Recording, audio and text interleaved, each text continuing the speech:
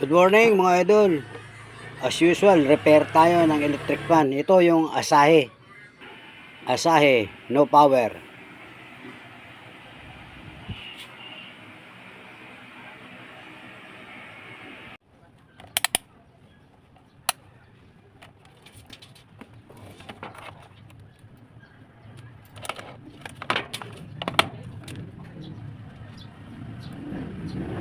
Unang-una kong gagawin ay mag-test ng resistance. Ito yung prong to prong na tinatawag. Tingnan natin kung may power. May resistance ba? Number 1. Wala. Number 2, wala rin. Wala siyang resistance. Inilagay ko sa 1K.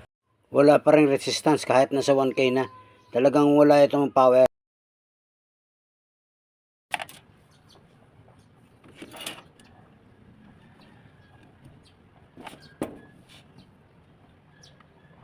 Ilalabas ko yung motor para hanapin doon sa winding yung thermal fuse.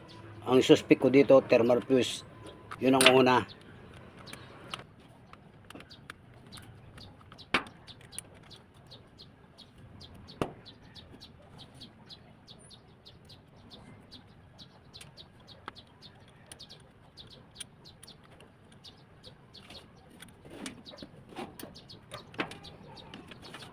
Medyo mahirap ilabas.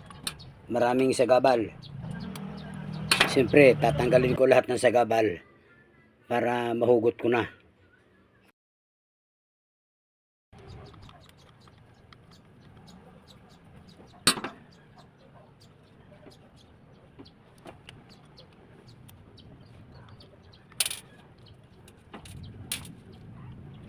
Ito yung switch.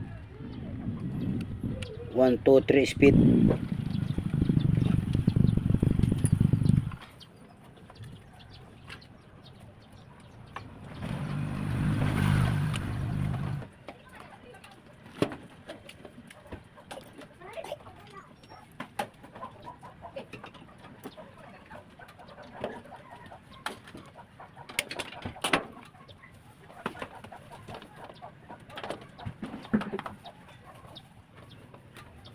Dito ko hahanapin yung thermal fuse.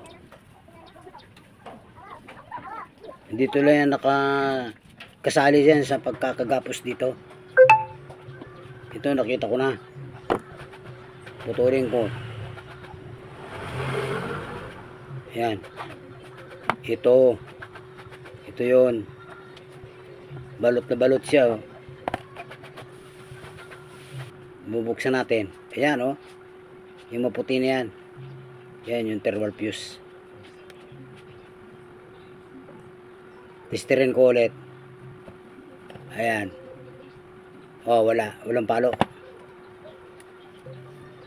Yun na.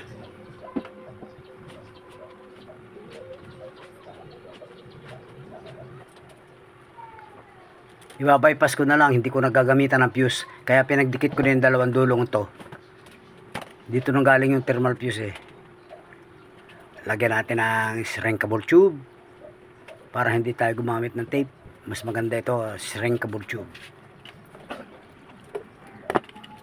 Yan, naka-bypass ng niyan. Ang line. Wala ng thermal fuse yan. Ganyan naman ang ginagawa ko sa mga nare-repair ko. Hindi ko na nilalagyan ng thermal fuse. Kasi pagka ganitong luma ng electric fan mo, malapit na rin masira ito. Yung motor nito malapit na rin masira.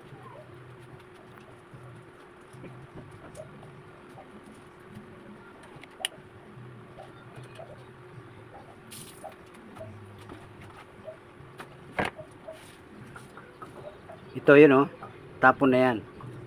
Nag-overheat itong electric fan na ito, kaya bumigay ang thermal fuse. So dun sa pag-overheat na yon, naluto itong winding, itong copper wire. Kaya iba ng kulay oh, parang brown red na.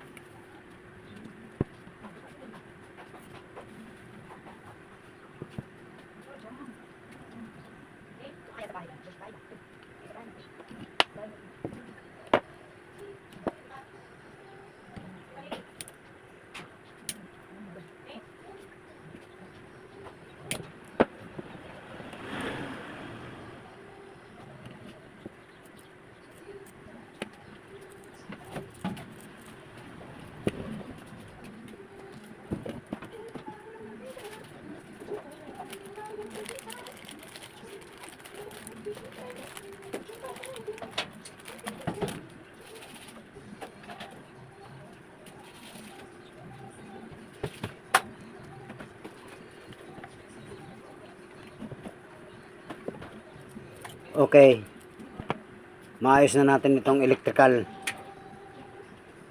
Baka may sabit doon, medyo chine-check ko pa.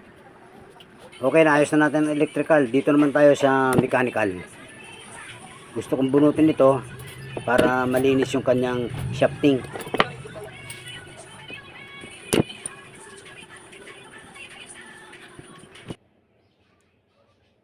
Tigas ha.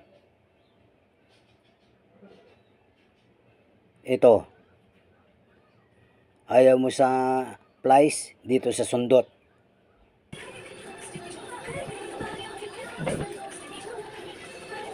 Ganda itong circlip niya.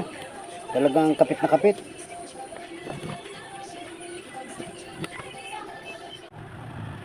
Okay, mabubunot ko na siya ngayon. Ito na. Ayan oh. Pati shafting nangitim eh. Sa pag-overheat yan, yan ang dahilan. Sumikip dyan ang kanyang bushing. Itong likod, ganun din. Nangitim ang shafting. Linisin natin ito ng husto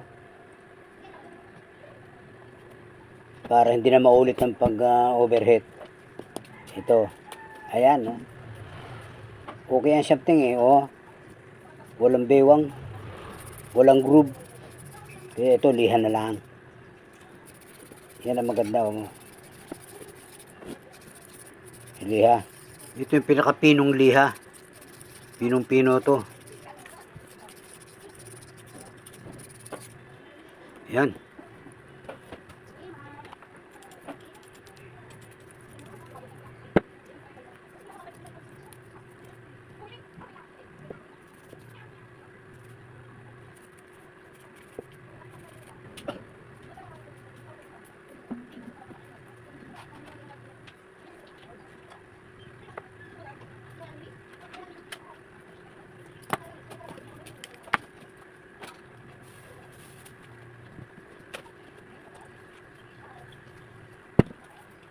Ngayon, langis ang kailangan niya. Ayan.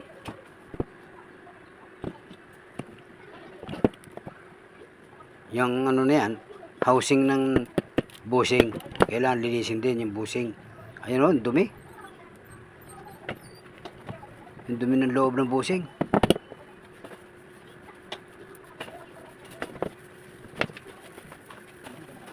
Lagyan natin ng panibagong langis.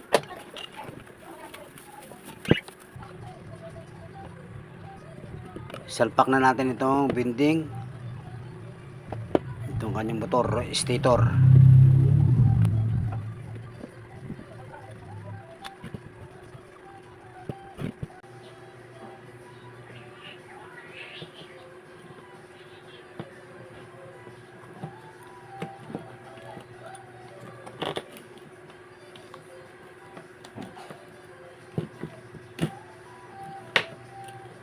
Huwag kayong alis mga idol. Panoorin nyo hanggang sa dulo, hanggang sa makita natin umaandar to. Itong wire na ito sa capacitor to. Ito yung sa speed 1, 2, 3.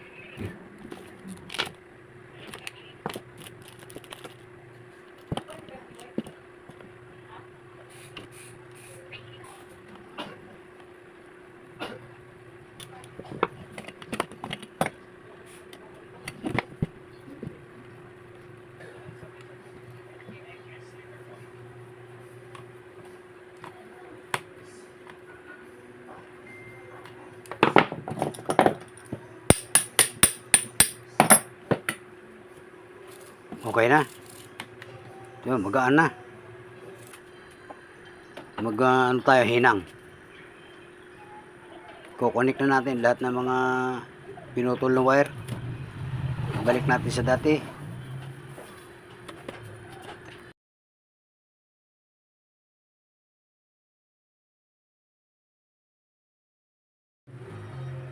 Ito yung sa plug, yung line. Lalagyan ko ng tingga yung dulo para madali na siyang idikit pag idinugtong ko doon sa kanyang kaputol.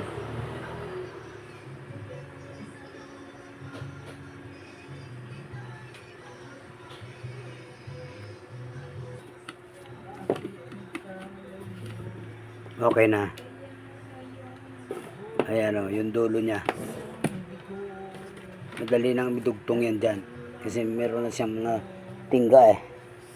May lid na eh.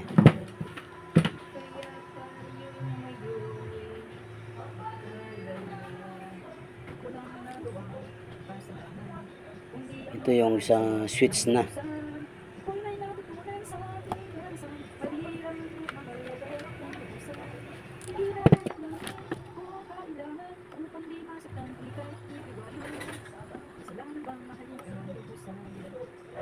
Nilalagyan ko ng syncrable tube yan eh. Ito yung common.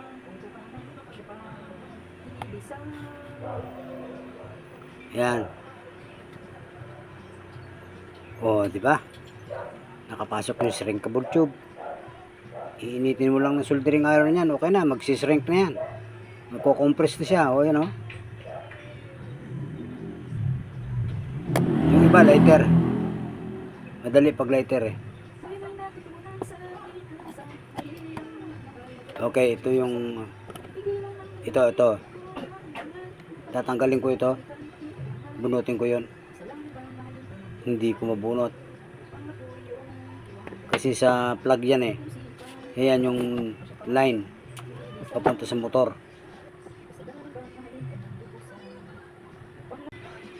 Dito na tayo sa speed. Yung sa switch. Tatlo lang ito eh. Ito yung puti, number 1 yan.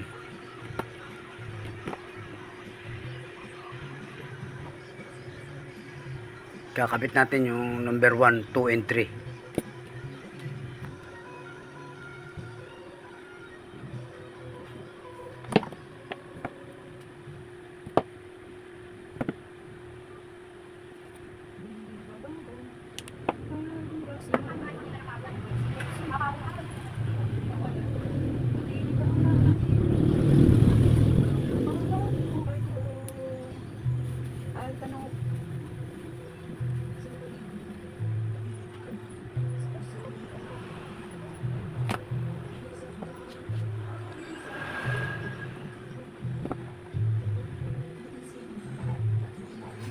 Ito yung orange, number 2.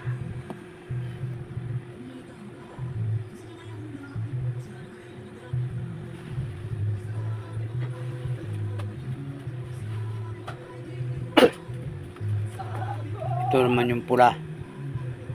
Parang pink. Number 3 ito eh. Yung padaanin sa ilalim.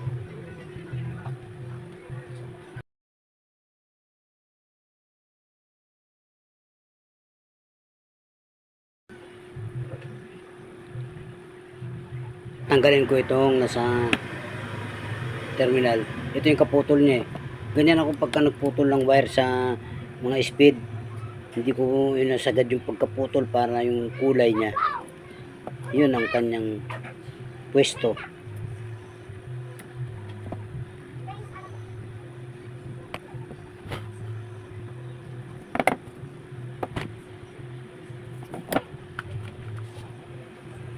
Ayos.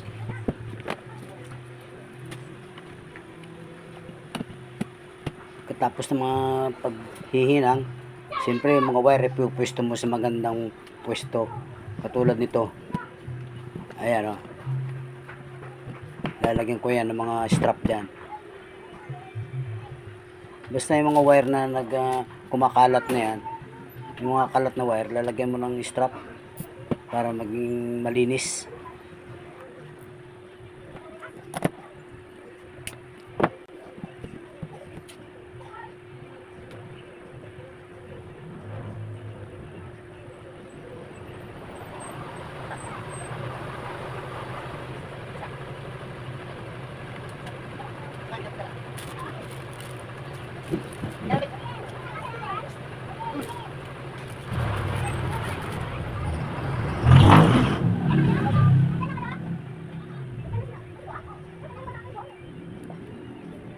Ito. Dito kailangan pa igapos ito rito. Ganyan, oh. Oh. 'Di ba? Hindi nagagalaw yung puno ng kanyang mga terminal. Malapit na tayong mag-testing. Tester muna tayo. Tingnan natin kung okay ang mga resistance. Okay. Okay, oh. Number 1. 2. 3. Diba? Okay na. Tingnan natin kung umiikot. Ipa-plug natin.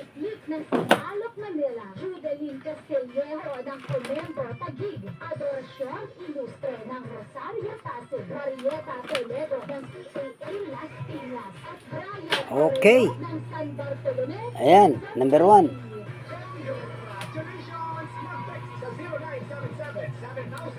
Ayos. Ayan, oh. Ano? Ito. Baka hindi nyo nakikita sa camera. Ayan, oh. Ito, number 2. Ito yung number 3. Op.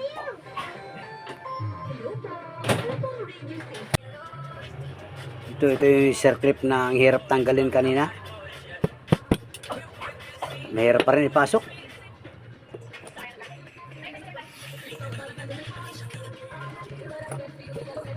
Sakto lang pala ito eh. Yun, oh.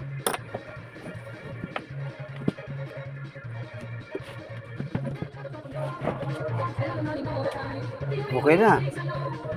Pwede nang coveran. Checkin ko muna. Check muna bago tuluyang i-cover. Okay.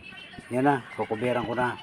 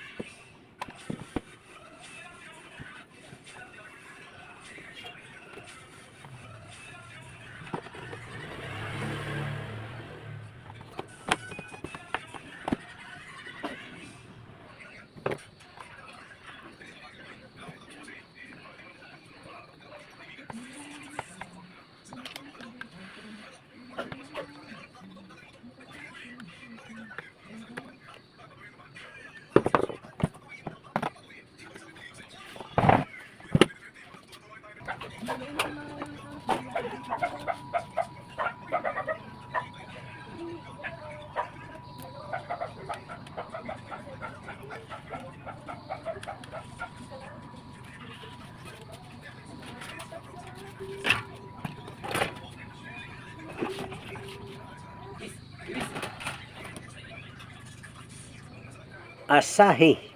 Ito, mga idol, Asahi. Maganda din naman itong brand na to. Okay na. Maraming salamat po sa panonood nyo mga idol. Na tapos nyo hanggang sa dulo. Tapos na po ang ating video. Thank you.